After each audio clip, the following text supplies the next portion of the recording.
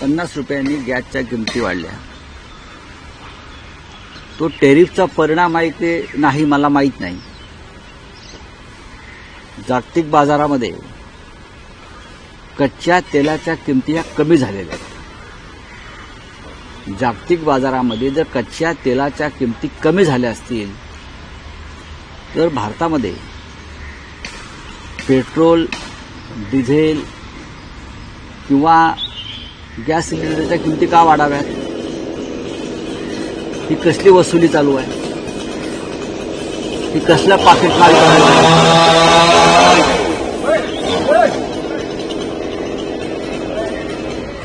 म्हणजे एका बाजूला जागतिक बाजारात कच्च्या तेलाच्या किमती जर खाली येत असतील तर त्याचा फायदा आमच्या ग्राहकांना खाली मिळायला पाहिजे.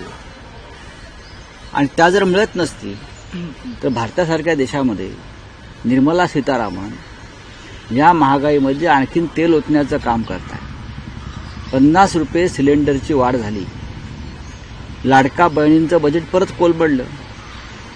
माझं आव्हान आहे स्मृती इराणी यांना, कंगना राणावत यांना, ज्या भारतीय जनता पक्षाच्या महिला नेत्या आहेत, कोणी असतील त्या,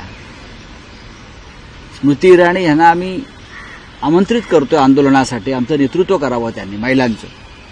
हा राजकीय प्रश्न नसून हा या देशातल्या गृहिणींचा जीवनमरणाचा प्रश्न आहे. जेव्हा यूपीएचं राज्य होतं तेव्हा या स्मृती इराणी महिलांचं नेतृत्व महागाईविरुद्ध करत होत्या आणि रस्त्यावर सिलेंडर टाकून बसल्या होत्या. आता सिलेंडर आम्ही पुरवू, तुम्ही फक्त रस्त्यावर बसायला या. आणि अशा प्रकारचं आंदोलन शिवसेना करणार आहे. राज्यातलं